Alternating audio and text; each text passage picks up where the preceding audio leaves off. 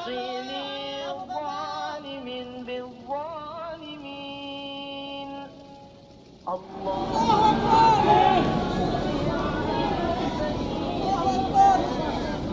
الله أكبر الله أكبر الله أكبر حبيب حبيب أخرجنا من بينهم سالمين وعلى آله وصحبه أجمعين.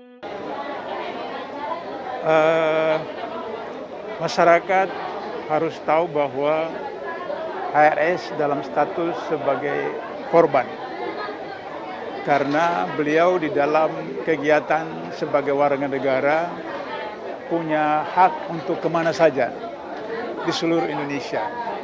Dan pada tanggal 7 itu beliau dalam punya acara keluarga, tapi kemudian dibuntuti oleh petugas.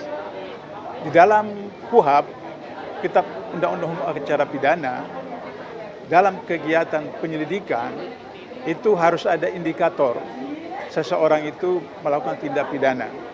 Sementara HRS tidak mempunyai kasus yang dalam konteks yang sekarang ini. Kasus-kasus yang lama itu sudah selesai. Nah, oleh karena itu maka ketika HRS ditangkap dengan salah satu pasal 160 KUHP, itu adalah disebut dengan delik material. Delik material adalah suatu kasus yang harus bisa dibuktikan akibatnya. Nah, sementara yang datang melakukan kerumunan dan seterusnya itu bukan diundang oleh HRS, tapi itu ada manifestasi spontanitas dari masyarakat, dari umat, dari anggota FPI yang datang menyambut pemimpinnya.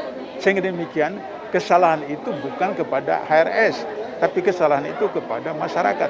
Jadi kalau misalnya seperti itu, maka masyarakat harus ditangkap. Problemnya adalah kalau masyarakat ditangkap karena kerumunan, maka anak Jokowi di Solo, mantu Jokowi di Medan, ketika pilkada juga melanggar protokol COVID-19, kenapa tidak diproses tangkap? Nah, di sini tidak berlaku adilnya. Jadi hukum menurut penguasa itu dia tajam ke bawah tapi tumpul ke atas. Nah, oleh karena itu maka tidak ada pilihan lain kecuali bahwa harus segera dibentuk TGPF untuk mengusut tuntas kasus pembantaian 6 orang pengawal HRS di kilometer 50 tol agar supaya terbongkar siapa yang sebenarnya bertanggung jawab, yang menyuruh, yang menyertai dan melaksanakan. Nah, itulah. Maka kemudian tidak ada alasan untuk HRS ditangkap. HRS demi hukum harus dilepaskan karena beliau tidak melakukan sesuatu yang dimaksudkan dengan pasal 160 KUHP. Saya kira itu pendapat saya. Jadi oleh karena itu maka ke depan para lawyers dari teman-teman yang di FPI itu harus bekerja sama dengan semua pihak untuk agar supaya membuktikan fakta-fakta yang terjadi sehingga demikian HRS demi hukum gugur semua tuntutan-tuntutan yang diajukan oleh penyidik Mabes Polri atau penyidik Polda Jaya.